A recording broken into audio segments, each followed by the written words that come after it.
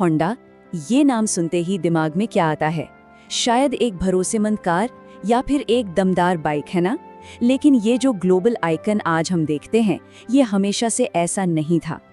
तो चलिए आज होंडा की इसी दिलचस्प कहानी को समझते हैं कि कैसे एक छोटे से गराज में देखा गया सपना दुनिया की सबसे बड़ी ऑटोमोबाइल कंपनियों में से एक बन गया।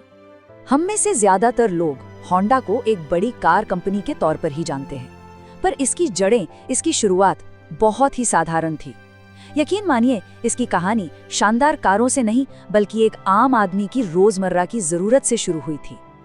और इस पूरी कहानी के हीरो थे सोइचिरो होंडा, एक ऐसा इंसान जिसने दूसरे विश्व युद्ध के बाद जापान की एक बहुत बड़ी मुश्किल का हल ढूंढ निकाला था। तो सवाल यही है कि आखिर कैसे एक छोटे से इंजन के आइडिया ने एक ग्लोबल एम्पायर की नींव रख दी। तो चलिए कहानी के बिल्कुल पहले हिस्से में चलते हैं। एक सपना, एक इंजन।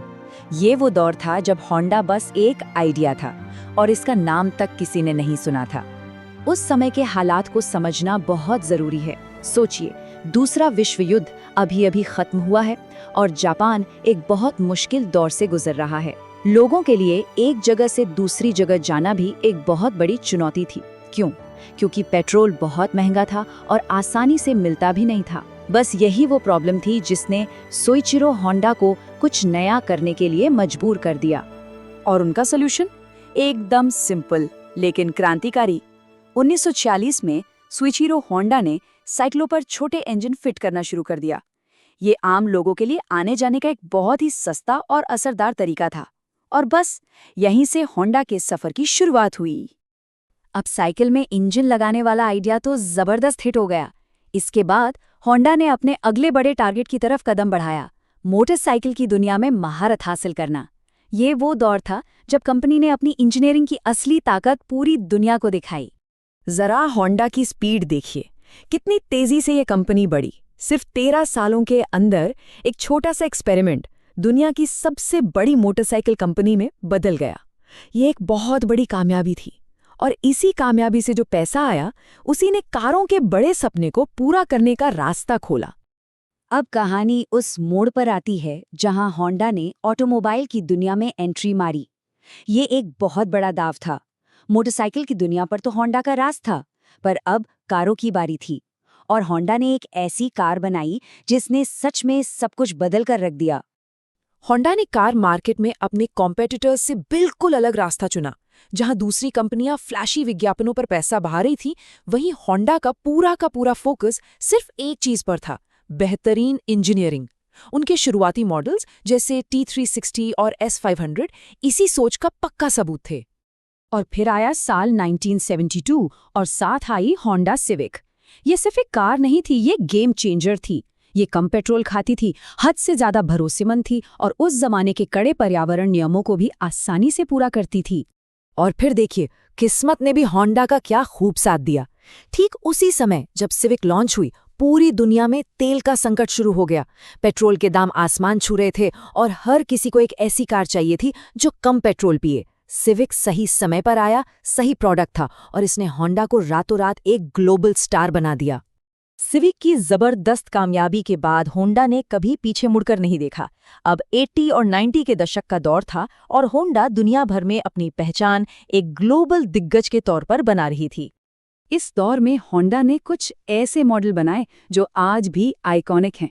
अकॉर्ड ने साबित किया कि एक प्रीमियम कार भरोसेमंद भी हो सकती है। CR-V ने तो SUV का ट्रेंड ही शुरू कर दिया और भारत जैसे बाजारों में iVTEC इंजन तो अपनी स्मूथ परफॉर्मेंस के लिए घर-घर में फेमस हो गए। तो कुल मिलाकर होंडा ब्रांड का असली मतलब क्या था? एक शब्द में कहें तो भरोसा। लोगों को ये पता था कि होंडा के इंजन सालों साल बिना किसी दिक्कत के चलेंगे, उसकी गाड़ियां चलाने में आरामदायक होंगी और उसकी इंजीनियरिंग पर आंख बंद करके यकीन किया जा सकता है। इसी भरोसे ने होंडा को एक ग्लोबल जायंट बनाया। लेकिन देखिए, हर बड़ी कहानी में चुनौतियों का एक दौर तो आता ही है। होंडा के लिए भी एक ऐसा ही समय आया जब बाजार की बदलती हकीकत ने कंपनी को अपनी पुरानी सफल स्ट्रैटेजी पर दोबारा सोचने के लिए मजबूर कर दिया। यहाँ मामला बिल्कुल साफ था। होंडा बेहतरीन सेडान बनाने में माहिर थी, पर ग्राहक अब SUVs मांग रहे थे। होंडा के पेट्रोल इंजन लाजवाब थे, लेकिन भारत जैसे मार्केट में डीजल की डिमांड तेजी से बढ़ रही थी। कंपनी को ये एहसास होने लगा कि पुराने हिट फॉर्मूला अब शायद काम नहीं करेंगे। तो इन नई चुनौतियों से निपटने के लिए होंडा ने कुछ बहुत बड़े और कड़े फैसले लिए। उन्होंने कुछ सेगमेंट से बाहर निकलने का फैसला किया और अपना पूरा फोकस उन मॉडलों पर लगाया जो कंपनी के लिए लंबे समय में फायदेमंद हो। ये एक तरह से भविष्य के लिए एक मजबूत नींव रखने जैसा था। और अब कहानी पूरी घूमकर वहीं आ जाती है जहां से शुरू हुई थी, यानी होंडा के मूल सिद्धांत अब भविष्य की टेक्नोलॉजी से मिल रहे हैं। साइकिल से बैटरी तक का सफर। जैसे साइकिल में इंजन लगाकर एक क्रांति आई थी, ठीक वैसे ही अब बैटरी की तरफ एक नया सफर शुरू हो रहा है। यही होंडा की फ्यूचर स्ट्रैटेजी का सार है।